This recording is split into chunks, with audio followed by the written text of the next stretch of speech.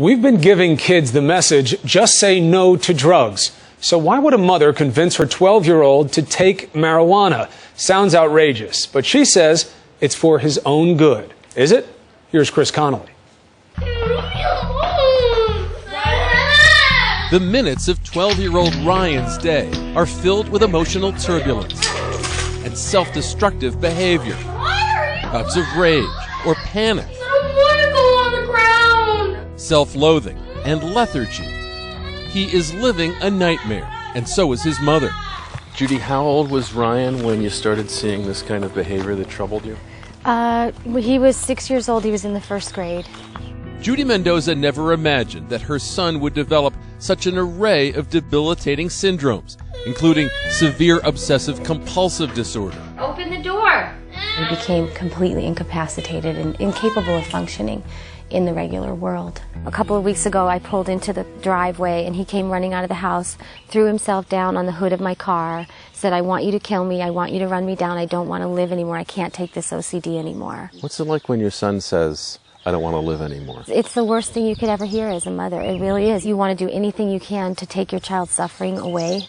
Judy says Ryan is pathologically afraid of the wind, of the number 6. Ryan was pulled out of school earlier this year and spends much of his day with an aide, playing video games, as he did with me. Wait a minute, I'm bleeding. Whoa, that's not good. Judy says Ryan was treated with a host of drugs and therapies, yet nothing soothed her son. That is what led her to take an astonishing step and give her 12-year-old boy medical marijuana. My first gut reaction was, oh my God, that seems really out there. That seems drastic. But I don't want to do all these antipsychotic medications anymore. They don't seem to be helping. And I thought to myself, what do I really have to lose? Judy lives in California, one of 14 states where medical marijuana is legal, purchased with a doctor's okay at one of these dispensaries. Kids don't smoke the drug. It hardly resembles marijuana as it's infused into butter or bread or into a tincture that can be placed under their tongue. It's like it just takes the edge off of his OCD. It's not like the OCD goes away when he has this medicine, but his ability to cope with it changes. And what are those moments like for you then? Heaven, because I get my little boy back. Judy's not the only one trying medical marijuana on her kid. In fact, she says she got the idea from watching this Good Morning America story. Miko Hester Perez says her 11-year-old, Joey, who has autism, had shrunk to 46 pounds before receiving the drug. I saved my son's life, and marijuana saved my son's life. Severe autism so confounds modern medicine that any treatment might seem understandable. But giving pot to a preteen with OCD?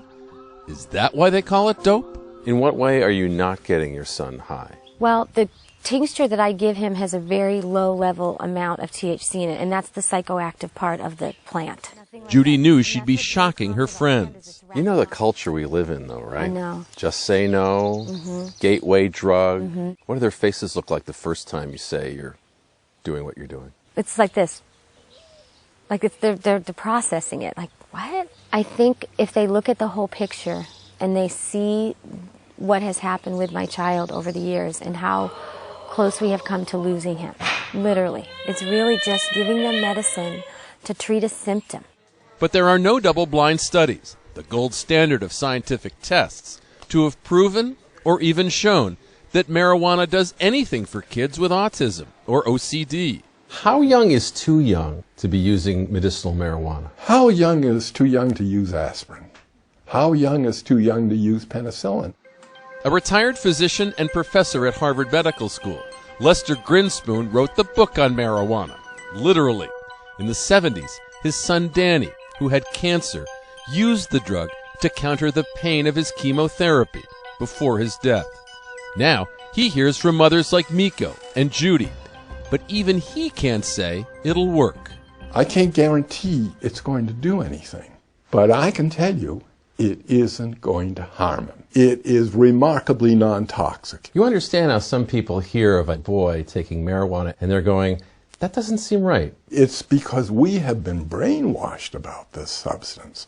There will come a time when people will recognize that this is a wonder drug of our times. It does so much in terms of relieving some of the symptoms which are very difficult for parents to deal with, let alone the child. I think the medical marijuana might actually be making their symptoms worse. The medical marijuana might just kind of be sedating them and not really addressing the underlying issues. Child psychiatrist Dr. Steven Sager at the ECHO Teen Substance Abuse Facility argues that this alternative treatment does present a serious risk for these kids. With marijuana, there's clear problems that can come up with it, including concentration problems, anxiety, depression. I think with a child, you need to be ultra cautious. You know who else doesn't think marijuana for kids is such a hot idea? 12-year-old Griffin. Griffin, what was it like when you first heard that you might be taking medical marijuana? It was very, very scary, and I didn't want to take it, and I kept telling my mom I don't want to. Chris Cortez says her son's been diagnosed with ADHD and has trouble focusing in class. Teachers are very frustrated with Griffin. Very frustrated. How do they express that frustration, Griffin? Yelling. Lots and lots of yelling. What's it like when you feel like a teacher has given up on you? It makes you feel bad. It makes you feel like you're a really bad person. It upsets me. It makes me want to cry. When Griffin was first diagnosed, he was prescribed Ritalin, but Chris wouldn't give it to him. She says she'll feel more comfortable giving him medical marijuana because it's an organic substance. I don't want him to take any kind of manufactured drugs, and I kind of went back and forth on it because I don't want people to be upset with me, but then I had to realize that it doesn't matter what other people think. It's my son's health that matters. What do you hope medical marijuana will do for Griffin? I hope it helps him to concentrate more so he can learn better in school. That outcome might not mesh with our image of what young people using marijuana are like in school. But Chris looks forward to starting Griffin on a marijuana regimen before the beginning of the next school year, despite his concerns. I reassured him that even if it wasn't medical marijuana and it was Ritalin or something else, that he would still be scared. No matter what it is, he's still going to be a little scared until he actually tries it. As for Ryan, Judy is the first to say that medical marijuana hasn't cured her son. It's just a piece of the puzzle. It's almost like it's a Band-Aid.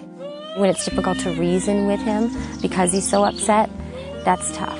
It's very difficult to see him like that. And that is why I turned to this alternative treatment.